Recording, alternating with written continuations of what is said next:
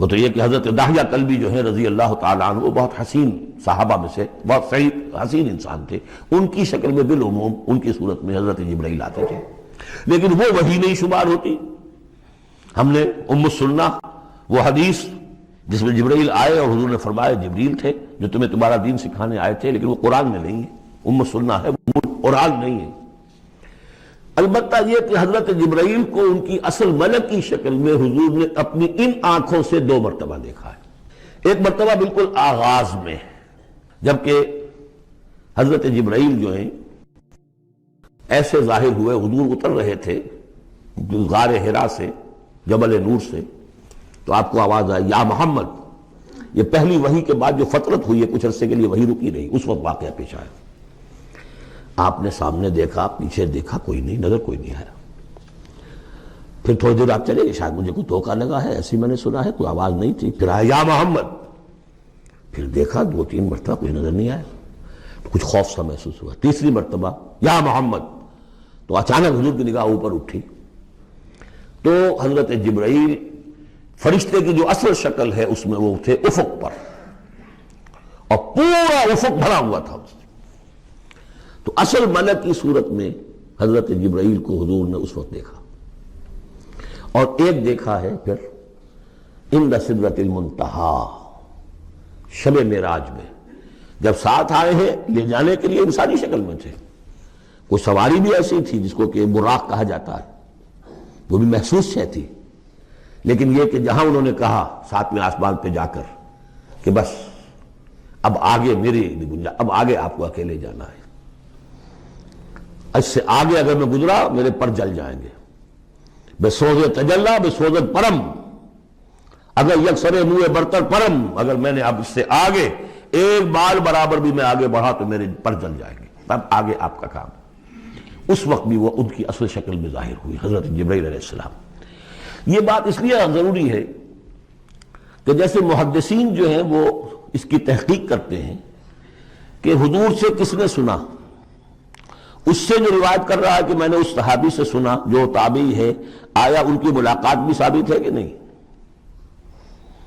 تابعین کے طبقے کا ایک شخص وہ ہے کہ جس کی عمر ابھی 6 برس کی تھی کہ وہ صحابی فوت بھی ہو گئے، اور وہ کہہ رہا ہے میں نے ان سے سنا، تو پھر وہ حدیث جو ہے محدثین اس کو قبول نہیں کریں گے۔ وہ دیکھتے ہیں کہ لنک جو ہے مضبوط ہونا چاہیے، روایت ہے نا ان فلاں ان فلاں ان فلاں، حضور سے فلاں صحابی نے سنا، اس نے سنا، اس تابعی نے سنا، یہ لنک جو ہے یہ ملاقات ثابت ہونی چاہیے۔ تو چونکہ جو حدیث اللہ ہے، یہ قرآن کیا ہے؟ حدیث اللہ، یہ حدیث ہے، احسن الحدیث اللہ الذی انزل احسن الحدیث کتابا متشابہا مثانیہ، یہ ہم پڑھ چکے ہیں سورہ زمر میں۔ اس حدیث کا یہ حدیث اللہ سے کس نے سنا؟ جبرائیل نے، جبرائیل سے کس نے سنا؟ محمد نے، تو ان کی ملاقات ثابت ہے۔ اصل ملکی شکل میں حضرت جبرائیل کا دیکھا جانا اس اعتبار سے بہت اہم ہے، اس لنک کو اسٹیبلش کرنے کے لیے اس کو یہاں پہ بیان کیا جا رہا ہے۔ ما ضل صاحبکم وما غوا، تمہارے یہ ساتھی ہے لوگوں، یہ محمد نہ بہکے ہیں اور نہ بے راہ ہوئے ہیں، نہ بھٹکے ہیں۔ وما ينطق عن الهوى، اور یہ جو کچھ کہہ رہے ہیں اپنے جی سے نہیں کہہ رہے، خواہش نفس سے نہیں کہہ رہے، ان هو الا وحی یوحی، نہیں ہے یہ مگر وحی جو ان کی طرف کی جا رہی ہے۔ علمہ شدید القوی، انہیں تعلیم دی ہے، سکھایا ہے اس نے جو بہت طاقت والا ہے۔ یہاں حضرت جبرائیل ہیں جو مراد ہیں۔ علمہ شدید القوی، یہ قرآن کس نے سکھایا محمد کو؟ شدید القوی، ذو مرۃ، وہ بڑا زور آور ہے، فاستوی، وہ سیدھا ہوا، وہو بالافق الاعلی، اور افق اعلیٰ کے اوپر وہ محمد کو نظر آ رہا تھا صلی اللہ علیہ وسلم۔ ثم دنا فتدلی، پھر ذرا نیچے کو لٹکا، قریب آیا، فکان قاب قوسین او ادنی، اور پھر وہ اتنے قریب آ گیا کہ جیسے 2 کمانوں کا فاصلہ ہو یا اس سے بھی قریب۔ فاوحی الی عبدہ ما اوحی، پھر اس نے وحی کی اللہ کے بندے کی طرف جو وحی کی۔ وہ وحی کون سی تھی؟ وہ ہے اصل میں وحی رسالت، وحی نبوت جو تھی وہ تو شروع میں آ چکی، اس کے بعد یہ فترت ہو گئی تھی، کچھ وقفہ پڑ گیا تھا۔ شروع میں وحی جس سے کہ حضور کی نبوت کا ظہور ہوا ہے وہ تو ہے اقرا بسم ربک الذی خلق، خلق الانسان من علق، اقرا وربک الاکرم الذی علم بالقلم، علم الانسان ما لم یعلم۔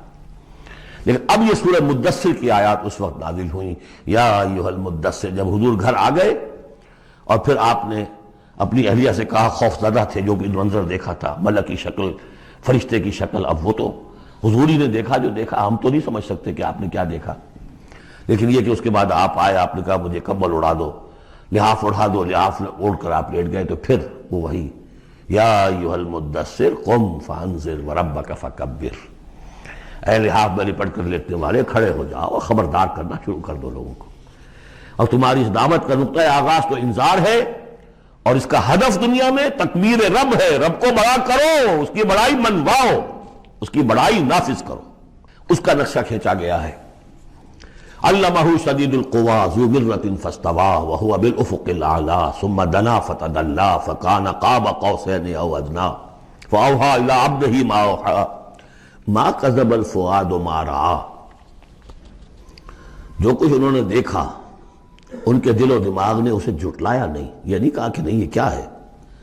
دیکھیے ایسا ہوتا ہے کہ کوئی غیر معمولی سی بات آپ دیکھیں تو ایک شخص ہو جاتا ہے میں خواب دیکھ رہا ہوں یا حقیقت دیکھ رہا ہوں، آنچی می بیریم بیداریست تو یارب یا بے خواب، اے اللہ جو میں دیکھ رہا ہوں یا ہم دیکھ رہے ہیں یہ بیداری میں دیکھ رہے ہیں، یہ خواب میں دیکھ رہے ہیں، وہ غیر متوقع چیز۔ لیکن نبی کو کوئی شک نہیں ہوا، ما کذب الفؤاد ما رأیٰ، یکسوئی کے ساتھ دل و دماغ اور جو بھی آپ کی آنکھ دیکھ رہی تھی ان میں کوئی کانفلکٹ نہیں تھا۔ ما کذب الفؤاد ما رأیٰ فتمارونہ علی ما یریٰ، تو کیا تم اس سے جھگڑتے ہو اس چیز پر کہ جسے وہ دیکھ رہا ہے؟ اقبال نے کہا نا کہ قلندر ہرچے گوید دید گوید، جو شخص اپنا دیکھی ہوئی چیز بیان کر رہا ہے تم اس سے جھگڑ رہے ہو، تمہارے لیے تو وہ ایک غیب کی خبر ہے، اس نے تو دیکھا ہے۔ افتمارونہ علی ما یریٰ وَلَقَدْ رَآهُ نَزْلَةً أُخْرَىٰ، اس نے تو ایک مرتبہ اور بھی دیکھا، کہاں دیکھا؟ عند سدرۃ المنتہیٰ، شب معراج میں سدرۃ المنتہیٰ، کوئی بیری کا درخت ہے، وہ کیسی بیری ہے؟ ساتویں آسمان کی بیری، وہ آخری حد ہے، مخلوق کوئی اس سے آگے نہیں جا سکتی۔ اس سدرۃ المنتہیٰ، منتہا نہایت، حد، جہاں کی حد ہو گئی، وہاں تک حضور پہنچے ہیں، سدرۃ المنتہیٰ تک۔ اندہا جنت الماوا، اور سب سے اونچی جو جنت ہوگی جنت الماوا، وہ اس کے قریب ہی ہے، وہ بھی ساتویں آسمان پر ہے۔ یہ تو درجہ بدرجہ ترقی ہوتی جائے گی نا، پہلی ضیافت جو ہے، پہلی نزل جو ہے وہ تو اسی زمین پر ہو جائے گی، پھر جو ترقی ہوگی اپنے اپنے مدارج، اپنے اپنے مراتب، اپنے اپنے مقامات، اپنے اپنے ایمان کی گہرائی، اپنے اپنے اعمال صالحہ، اپنا اپنا انفاق مال و جان، اس کے حوالے سے درجے ہوں گے۔ اندہا جنت الماوا اذ یغشی السدرۃ ما یغشی، جبکہ ڈھانپے ہوئے تھا اس بیری کو جو ڈھانپے ہوئے تھا۔ اب تمہیں کیا بتائیں کیا ڈھانپے ہوئے تھا، تم نہیں سمجھ سکتے۔ دیکھیے کس طریقے سے اذ یغشی السدرۃ، کوئی انوار الہیہ کا کوئی ایسا نزول ہے وہاں جو زبان سے ادا نہیں ہو سکتا، کوئی الفاظ نہیں ہے کہ جو ان کی تعبیر کر سکے، اس پر انوار الہیہ کا کوئی نزول ہے۔ اذ یغشی السدرۃ ما یغشی، جبکہ چھایا ہوا تھا اس بیری کے اوپر جو چھایا ہوا تھا، جبکہ ڈھانپا ہوا تھا اس بیری کو جس نے ڈھانکا ہوا تھا۔ ما زاغ البصر وما طغی، نبی کی آنکھ اس وقت نہ کج ہوئی نہ حد سے بڑھی۔ یہ دو انتہائیں ہوتی ہیں، ایک تو یہ کہ آپ کسی انٹینس لائٹ کو فیس نہ کر سکے تو نگاہ ہٹائیں گے آپ، یہ جھپک لیں گے، فیس نہیں کر سکتے اگر آپ میں ہمت نہیں، استعداد نہیں ہے۔ نبی کا ظرف اتنا تھا کہ ان انوار الہیہ کا براہ راست مشاہدہ کیا ہے، اور نگاہ آپ کو ادھر ادھر کرنے کی ضرورت پیش نہیں آئی۔ لیکن طغا ایک حد ادب بھی ہوتا ہے جس سے آگے انسان کو نہیں جانا چاہیے، نگاہ جو ہے اس نے بے ادبی کی روش بھی اختیار نہ کی۔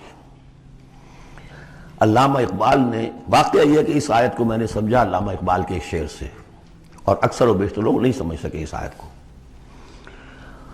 ذوق و شوق کے نام سے جو ان کی نظم ہے بال جبریل میں، وہ میرے نزدیک ان کے شاعرانہ جو ان کی استعداد ہے اس میں بلند ترین نظم ہے وہ، جہاں تک پیغام ان کا جو ہے امت مسلمہ کے لیے، اس کے لیے ابلیس کی مجلس شورا، وہ کلائمیکس ہے، اور وہ ہے بھی ان کے آخری زمانے کی نظم ہے، سن 36 میں انہوں نے کہی ہے۔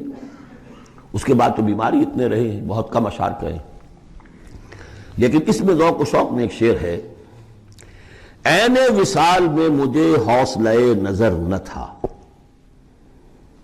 عین وصال میں مجھے حوصلہ نظر نہ تھا، گرچہ بہانہ جو رہی میری نگاہ بے ادب، میری نگاہ بے ادب بہانہ تلاش کرتی رہی کہ میں مشاہدہ براہ راست کروں، حالانکہ عین وصال ہے اس وقت، لیکن یہ کہ میرے اندر حوصلہ نہ تھا کہ میں حسن کا براہ راست مشاہدہ کر سکوں۔ عین وصال میں مجھے حوصلہ نظر نہ تھا، گرچہ بہانہ جو رہی میری نگاہ بے ادب۔ یہاں ان دونوں چیزوں کے برعکس بات ہے جو اقبال اپنے بارے میں کہہ رہا ہے۔ میں تو بے ادب بھی ہوں، اور میں تو چاہتا تھا کسی طریقے سے حد ادب سے تجاوز کر کے دیکھوں، لیکن میرے اندر تو حوصلہ نہیں تھا۔ محمد میں وہ حوصلہ تھا، دیکھا ہے، براہ راست دیکھا ہے، نگاہ جما کر دیکھا ہے، لیکن ایک حد سے تجاوز نہیں کیا، حد ادب کے اندر رہے۔ ما زاغ البصر وما طغى لقد رأى من آیات ربہ الکبریٰ، دیکھا انہوں نے اپنے رب کی عظیم ترین آیات کو۔ اب وہاں جا کر جو مشاہدہ ہوا ہے وہ تو اللہ کی عظیم ترین آیات کا ہے، اور اسی سے در حقیقت دلیل ہے ام المومنین حضرت عائشہ صدیقہ رضی اللہ تعالی عنہ اور حضرت عمر رضی اللہ تعالی عنہ کا جو قول ہے۔ شب معراج میں بھی حضور نے اللہ کو نہیں دیکھا، اللہ کی عظیم ترین آیات کو دیکھا، جو تجلی تھی اس وقت اللہ کی۔ حضرت عائشہ صدیقہ کا کہنا تو یہ کہ نور لا یرا، وہ نور ہے، دیکھے کیسے جا سکتا ہے۔ بہرحال وہاں بھی قرآن جو کہہ رہا ہے وہ یہ نہیں کہہ رہا ہے کہ اللہ کو دیکھا، نہیں، جیسے کہ وہ جو شب معراج میں پہلا سفر کا حصہ تھا زمینی، مسجد حرام سے مسجد اقصی تک، سبحان الذی اسریٰ بعبدہ لیلا من المسجد الحرام الى المسجد الاقصی الذی بارکنا حولہ لنریہ من آیاتنا، وہاں پر بھی اللہ نے اپنی آیات کا مشاہدہ کرایا، لیکن وہ زمینی آیات ہیں اللہ کی، وہ برکات جو ہے زمینی ہیں۔ یہ تجلی جو ہو رہی ہے یہ ہو رہی ہے اس سے